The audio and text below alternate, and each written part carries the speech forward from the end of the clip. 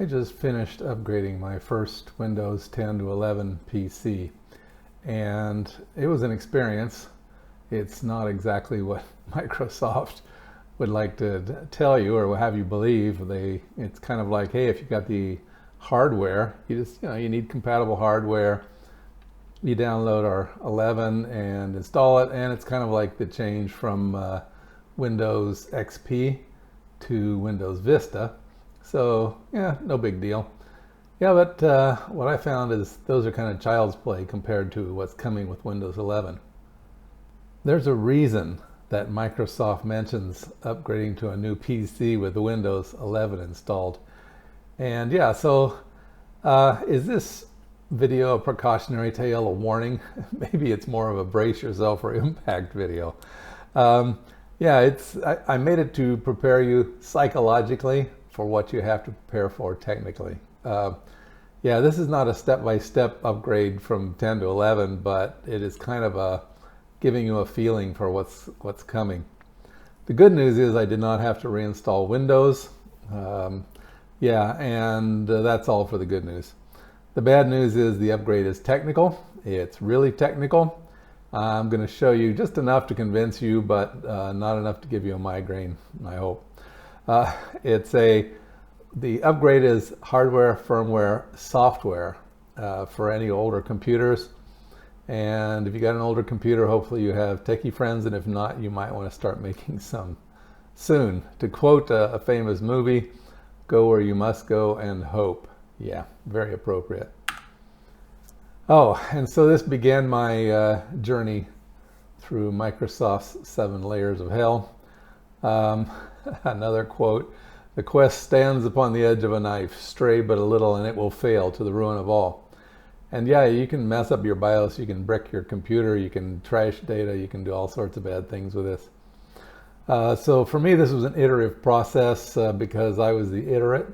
Yeah, I'm trademarking that. It took several runs at this process to get it right. So I would go through the like the BIOS changes, the trying to download the thing over here, the PC health software, all that. But yeah, so it took several rounds of doing this. So the first thing I did is, as I mentioned over here, is I downloaded the PC health check from Microsoft. The computer failed. Gave me some cryptic error messages about what I needed to do to be compatible with 11. Compatibility per Microsoft, and this is just a direct quote starting right here all the way down, except for some things like this that I added in the check marks. So processor, CPU, that's easy enough to check. You can look at your system settings and find that, system information I should say, and find that. Same with RAM, you need at least 4 gigabytes. Storage, they say 64 gigabytes. Well, most people have more than that now. Graphics card, yeah, that's something you can look up pretty quickly. You can look at your graphics card manufacturer and find out if it has this. The display, you probably know if you have 720p or higher.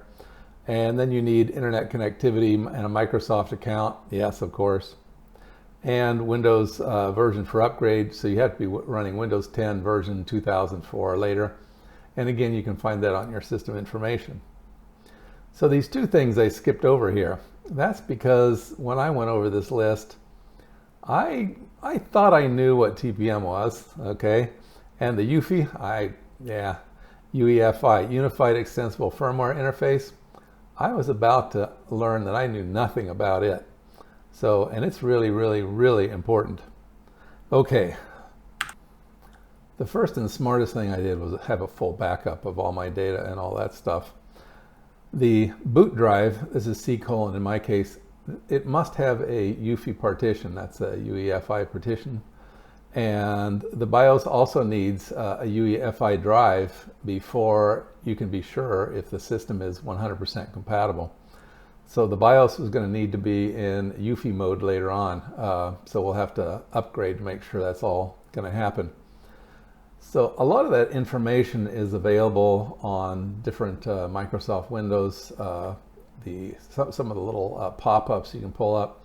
So over here I can see that I've got a master boot record, and over here I can see that my BIOS is running legacy, and I can see some of the other important things like level of my Windows, and so on. Okay, so before I euthanized, that's another thing I'm going to trademark, my system drive, I had to ensure basics. That the PC is not in dual boot mode. So that's like, if you're running both Unix and Windows boot modes, for most of us that's not going to be the case, but for a few, yes. The disk has to have space. Microsoft says 64 plus gigabytes on the boot drive. Yeah, that's usually not a problem. It cannot be encrypted. So if your drives, if that OS drive is encrypted, you have to decrypt it and then do this process, do the whole thing, and then re-encrypt later.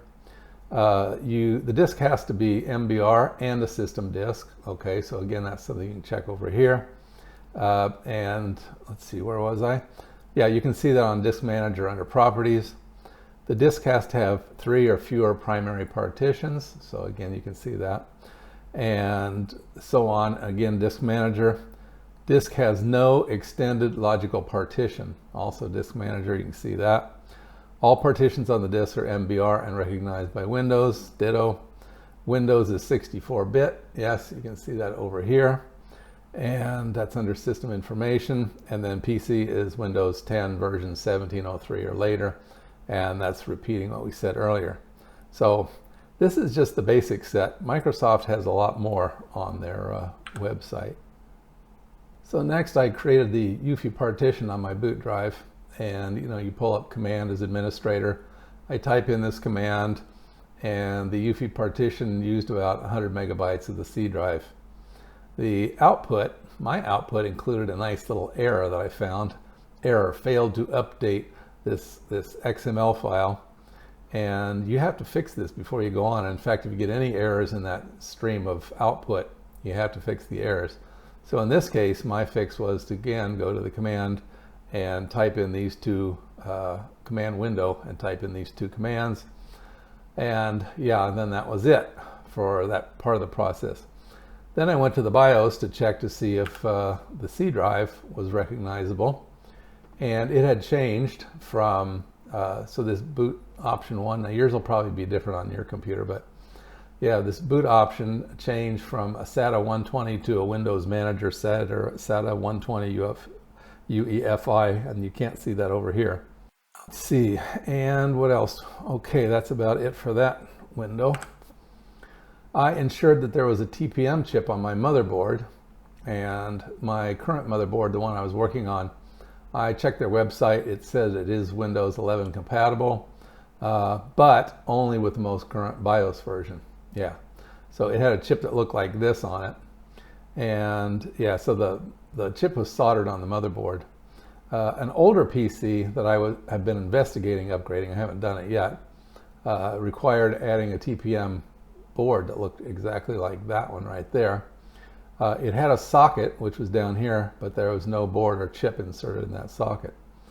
Okay, so then the next thing happens, I have to make the BIOS changes. Now I've just been investigating so far. So I updated my BIOS to make sure it was the latest. I got that from the manufacturer. Keep in mind, if you do it wrong, it can keep the computer from booting, it can trash data, it can brick a computer, a lot of bad things. So checked on these things, checked down here, all of that matched, so that was good. After the BIOS update, I reset and saved and went back. The manufacturer's website said the default settings, which is here, you just select that, it resets it to default. They said it was Windows 11 ready. Yeah, there were still a few things I had to change after that, but yeah, okay. It was close. So under these two headings, and again, every BIOS is going to be different, but I had to change stuff under these two headings, or verify, I should say, change or verify. And the first one is to ensure that the Intel Platform Trust technology was enabled. That was important. And then go over to the Advanced Mode tab and Security Device Support, ensure that that was enabled. And then come down here and make sure that this was at least version 2, level 2. And this was at least level 1.2, I think is it, but this was 1.3, so okay. If this is not available, then there's not going to be any Windows 11 for that computer. Okay, so then go over to the CSM, Compatibility Support Module, and I had to go through and make sure I had to enable this. It was not enabled. I had to set this to legacy only. This had to be UEFI only, and this had to be UEFI only. The legacy only is for older hardware, and if you just set it, it can have serious performance issues. So yeah, you want to make sure that you do whatever is correct for yours. What else? I think that's about it for that page. I had to verify that this was enabled, so the secure boot state, and then that the Windows UEFI was the OS type, that this was correct. And again, that's kind of a repeat. Yeah, so I go back here and boot option 1, Windows Boot Manager is set to UEFI. I think this actually technically said EFI instead of View EFI, but okay, it works. I saved my changes. I did a reset, said prayers, and it popped back up. I got lucky. So I ran the PC health check again, and now it said that I could begin to install Windows 11. So yes, that is right. To this point, all this scary stuff I've been doing just prepared the computer to install the new OS. I don't have the Windows 11 installed at this point. It is still Windows 10. It is now just capable of having Windows 11 installed. I'm not going to drag you through the installation. It's pretty much like a change from, say, Windows 10 to, or sorry, Windows 7 to Windows 10. This took me a lot of hours of research, trial and error. Fortunately, this PC that I was experimenting on had no user data. It was just an extra one I had around. And I had to do a lot of research, especially when those errors popped up. And a lot of this stuff is really, it's not out there. Microsoft isn't pushing it hard. You really have to know what to search for to find it. So I'm going to predict that unless Microsoft comes up with some kind of utility to automate this, Windows is going to stumble hard on, on legacy machines, on older machines, because it's kind of a bear to upgrade. Note, I sold most of my Microsoft shares a while back. So yeah. And if this upgrade doesn't work, Microsoft seriously suggests that you just go out and buy another computer that has Windows 11 already loaded on it. Okay, well, that was it for this little, I don't know, warning or public service announcement. I hope you found that useful and interesting in your home computing.